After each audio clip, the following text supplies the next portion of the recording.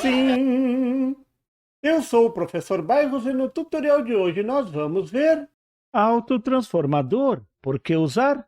Hoje vou falar sobre o autotransformador. Vou mostrar as equações, aplicações e cuidados. Vamos lá? O símbolo do autotransformador é mostrado na figura.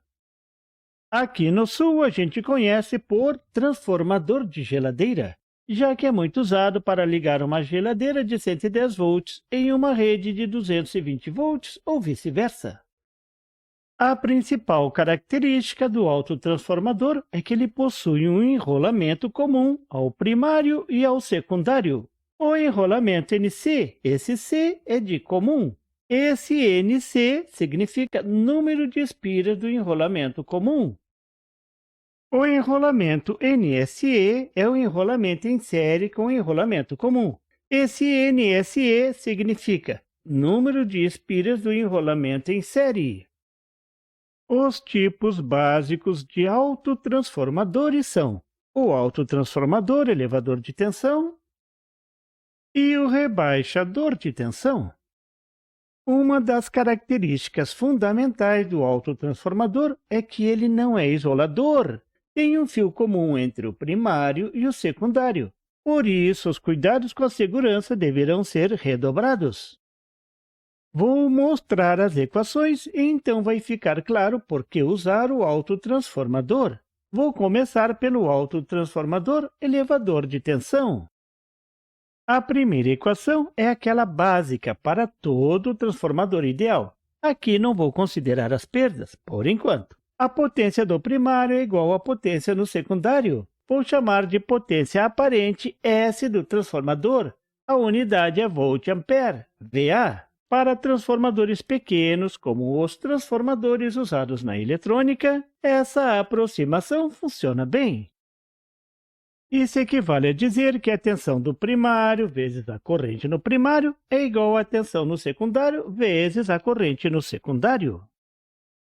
Olhando o diagrama, podemos ver que a tensão no primário é igual à tensão V1, a tensão no enrolamento comum. A tensão no secundário é igual à soma da tensão V1 no enrolamento comum mais a tensão V2 no enrolamento série. A corrente no primário é igual à soma da corrente 1 no enrolamento comum mais a corrente 2, a corrente no enrolamento série. A corrente no secundário é igual à corrente 2 no enrolamento série. E, por último, a relação de espiras, que você está careca de saber. A tensão V2 no enrolamento série sobre a tensão V1 no enrolamento comum é igual ao número de espiras do enrolamento série, NSE, sobre o número de espiras do enrolamento comum, NC.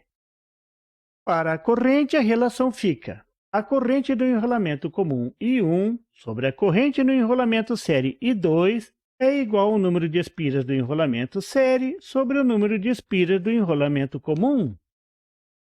Vou calcular a potência só no enrolamento comum em função da potência do primário S. Vou chamar de P1.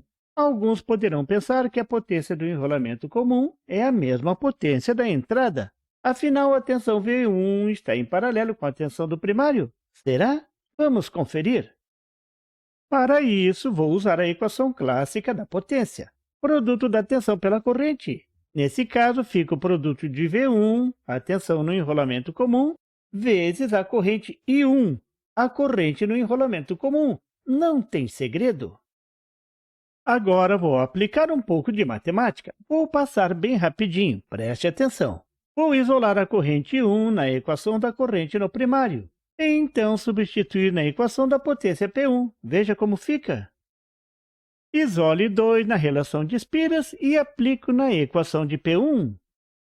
Passando a tensão V1 para dentro dos parênteses, observe que a tensão V1 é igual à tensão do primário. Estão em paralelo, então vou escrever na primeira parcela.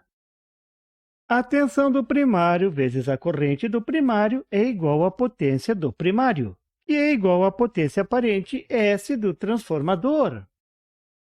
O produto V1 vezes I1 é a potência do enrolamento comum P1. o que eu estou procurando. Passando a parcela P1 para o outro lado da igualdade, colocando P1 em evidência, fazendo a soma de frações dentro dos parênteses. O último passo, isolando a potência no enrolamento P1, passando a fração invertida para o outro lado. Chegamos na relação entre a potência no enrolamento comum e a potência do primário, a potência do transformador. Vou salientar bem essa equação e fazer algumas observações importantes. Observe que a fração sempre vai ser menor do que 1. Então, a potência no enrolamento comum vai ser sempre menor do que a potência de entrada do transformador. Isso é fantástico!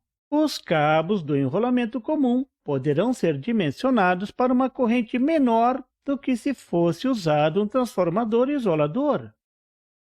Outro detalhe é que o número de espiras do secundário, que no autotransformador é chamado de enrolamento série, é menor do que o secundário de um transformador isolador convencional.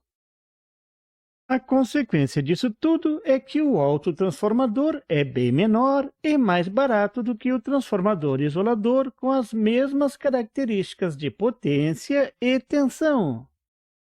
Vou mostrar um exemplo de aplicação. Determine a potência no enrolamento comum no transformador da figura com potência de 500 VA. Resolvendo, primeiro vou determinar a tensão no enrolamento série V2. Só assim poderei ter a relação de espiras. A tensão no enrolamento série é a tensão de 28 volts, a tensão que falta para os 110 volts aplicados à entrada chegarem aos 138 volts do secundário. Muito simples. Então, a relação de espiras é 110 sobre 28. NC é 110 e NSE é 28. Eu vou aplicar na equação vista há pouco para determinar a potência no enrolamento comum. Substituindo os valores, calculando dá 101,4 VA. Note como a potência do enrolamento comum é bem menor do que a potência aparente do transformador. É somente 20% da potência do transformador. Por isso, esse tipo de transformador é mais barato e menor. A potência no enrolamento comum do transformador rebaixador também será menor do que a potência aparente S do transformador. A equação será a mesma do autotransformador elevador. Veja as equações. Vou comparar com o elevador de tensão. A relação de potência não muda nada. A tensão no primário é a soma da tensão do enrolamento comum V1 mais a tensão V2 no enrolamento série. Notar que agora a tensão no enrolamento comum é igual à tensão do secundário. Agora é a corrente do secundário que é igual à soma das correntes, e a corrente do primário é igual à corrente 2. A relação de espiras não muda nada. Vou calcular a potência no enrolamento comum. A equação da potência é V1 vezes I1. Vou deixar todo o desenvolvimento aqui. Você pode dar um pause e tirar um print screen para estudar os detalhes, mas segue o mesmo raciocínio do cálculo para o elevador de tensão. O importante é que a equação final é exatamente a mesma do autotransformador elevador. A conclusão é simples. Você pode usar o mesmo autotransformador para aumentar ou diminuir a tensão, desde que a potência de saída não ultrapasse a potência do transformador. Você viu nesse tutorial as equações que mostram por que o autotransformador é mais barato e menor do que um transformador isolador.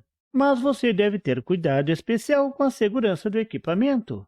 Lembre-se que o autotransformador não isola o secundário do primário. O assunto não se esgota aqui. Em breve vou mostrar algumas aplicações desse componente e mais alguns tipos de autotransformadores. Aguarde! E por favor, se você não é inscrito, se inscreva! e marque o sininho para receber as notificações do canal. E não esqueça de deixar aquele like e compartilhar para dar uma força ao canal do Professor Bairros. E não tem site? Tem sim, é www.bairrospd.com. Lá você encontra o PDF e tutoriais sobre esse e outros assuntos da eletrônica. E fique atento ao canal do Professor Bairros para mais tutoriais sobre eletrônica. Até lá!